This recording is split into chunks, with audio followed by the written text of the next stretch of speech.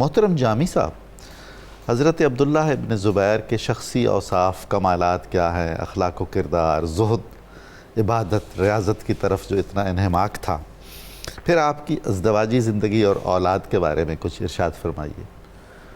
بسم اللہ الرحمن الرحیم۔ حضرت عبداللہ بن زبیر رضی اللہ تعالی عنہ کی شخصیت میں غیر معمولی گہرائی بھی تھی اور گیرائی بھی تھی۔ جی، آپ کے فضائل میں جو یہ بات کی جاتی تھی کہ آپ کے اندر زہد کا رنگ بھی بہت زیادہ تھا اور عبادت کا رنگ بھی بہت زیادہ تھا اور جہاد کا رنگ بھی بہت زیادہ تھا۔ عام طور پر قبلہ نظامی صاحب ان چیزوں میں شاید اتنا توازن نظر نہیں آتا بعد میں تاریخ میں جو توازن حضرت عبداللہ بن زبیر رضی اللہ تعالی عنہما میں نظر آتا ہے۔ تو اس کی وجہ یہ تھی کہ آپ کو جو وراثت میں بھی اور جو فطرت سلیمہ کے باب میں بھی اور مسلسل اخذ و فیض کی وجہ سے یہ چیزیں آپ نے بہت زیادہ لی تھیں۔ آپ کی جو مسئلے کے ساتھ وابستگی تھی نا، اس کا ایک تو لگتا یہ ہے کہ حضور نبی اکرم صلی اللہ علیہ وسلم نے اپنے وصال مبارک کے قریب مرض کے لمحات میں جو سیدنا صدیق اکبر کو اپنے مسلح امامت پر کھڑا کیا تھا نا، لگتا یہ ہے کہ وہ فیض آپ کی طرف بھی وافر متوجہ ہوا۔ اچھا جی، سب اتفاق کرتے ہیں اس عہد کے مورخین کہ رکوع اور سجود کا حق ادا فرمایا کرتے تھے۔ بالکل ٹھیک۔ اور حق کیا ادا فرماتے تھے؟ استغراق کا، جذب کا، توجہ اللہ کا اور خشوع و خضوع کا تمام شواہد موجود تھے۔ یعنی حتیٰ کہ یہاں تک آ جاتا ہے جب وہ گولہ باری ہو رہی تھی اس وقت بھی لوگوں نے دیکھا کہ جناب کے نماز پڑھنے میں کمال اطمینان اور کمال استحضار کی کیفیت تھی اور باڈی لینگویج سے پتہ چلتا تھا کہ ربط الہی کی گہری کیفیت میں کھڑے ہیں۔ کیا قوت ایمانی ہے؟ یہ قوت ایمانی تھی۔ پھر اس کے بعد دیکھیں کہ زہد کا رنگ، جب حضرت عائشہ صدیقہ رضی اللہ تعالی عنہ کو آپ جب بھی پیسے دیتے تھے، انہا کو پیسے بھیجتے تھے تو وہ خرچ کر دیتی تھی۔ والدہ ماجدہ کو دیکھا تو خرچ کیا۔ والد صاحب کو غزوہ تبوک، وہ نانا جان کا غزوہ تبوک کے موقع پر سارا مال دے دینا۔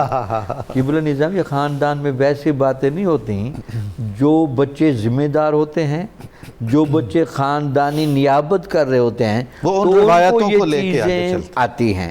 تو اس لیے آپ کے یہاں سخاوت کا بھی بڑا گہرا رنگ تھا۔ اچھا جی جامی صاحب، جو سب سے اہم بات ہے اور ہمیں ضرور ذہن میں رکھنی چاہیے اور اس کا اظہار بھی کرنا چاہیے، اس طرح کی جتنی بھی نسبتیں ہیں، اکابر صحابہ نے پہلے رسول اللہ صلی اللہ علیہ وآلہ وسلم کی نسبتوں کو مقدم رکھا، اس کے مطابق احترام کیا، پھر ذاتی نسبتوں کو۔ بالکل ٹھیک۔ یعنی حضرت عبداللہ ابن زبیر نے حضرت سیدہ عائشہ رضی اللہ تعالی عنہا کو سب سے پہلے تو ام المومنین مانا، بالکل ٹھیک، رسول اللہ صلی اللہ علیہ وآلہ وسلم کی محبوب زوجہ تسلیم کیا، بالکل ٹھیک، اور اس طرح احترام کیا۔ بالکل ٹھیک۔ خالہ پھر بعد میں تھیں، خالہ بعد میں، بالکل ٹھیک، خوبصورت بات۔ پھر اس کے علاوہ ان کے اندر جو بڑا گہرا رنگ بات ہے نا، استقامت علی الحق کا تو استعارہ ہی سمجھے جاتے ہیں، چٹان۔ حضرت معاویہ رضی اللہ تعالی عنہ کے زمانے کے جو بھی حالات تھے ان کی تفصیلات میں گئے بغیر مستقبل میں جو ماحول بن رہا تھا اور جن چیزوں پر کمپرومائز کیا جا رہا تھا اس پر اگر کسی نے بہت سٹینڈ لیا تو سب یہ جو منتخب ترین لوگ تھے انہوں نے نمائندے کے طور پر آپ کو کہا کہ آپ ذرا گفتگو کریں، اور اس گفتگو میں انہوں نے جو باتیں کی کتنی خوبصورت ہے کہ پہلا کہا کہ حضور نبی اکرم صلی اللہ علیہ وسلم کے طریقے کو اختیار کر لیجئے، اگر وہ نہیں ہو سکتا تو حضرت ابوبکر صدیق کا طریقہ اختیار کر لیں، اگر وہ نہیں ہو سکتا تو حضرت عمر رضی اللہ تعالیٰ عنہ کا طریقہ اختیار کر لیں۔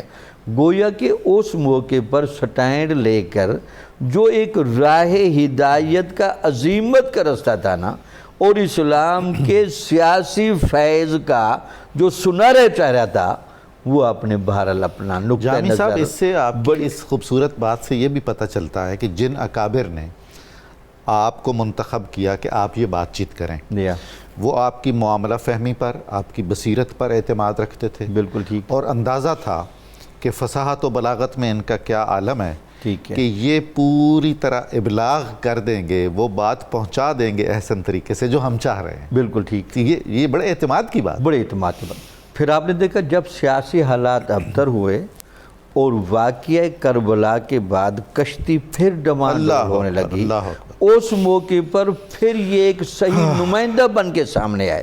بے شک وہ تو اگرچہ گردش زمانہ کی وجہ سے، حالات کی وجہ سے، یا ان کے دل میں جو تمنا شہادت شروع سے تھی اس کی وجہ سے شاید وہ اس میں تسلسل نہ رہ سکا، لیکن بہرحال اس میں بھی آپ نے بہت استقامت کا جذبہ دکھایا۔ اور یہ جو آپ نے ایک لقب بتایا بہت خوبصورت، حمامت الکعبہ، یعنی جس طرح کعبہ کی حدود سے وابستہ کبوتر ہیں وہ کہیں بھی نہیں جاتے، تو لگتا ہے آپ کا جو خانہ کعبہ سے تعلق رہا، اللہ اکبر، پھر تعمیر کا، پھر تزئین کا، پھر عبادت کا، اور پھر شہادت کا۔ سبحان اللہ۔ لگتا یہ کہ خانہ کعبہ اور عبداللہ بن زبیر آپس میں لازم و ملزوم کے طور پر ہی جانے جاتے ہیں۔ سبحان اللہ، سبحان اللہ۔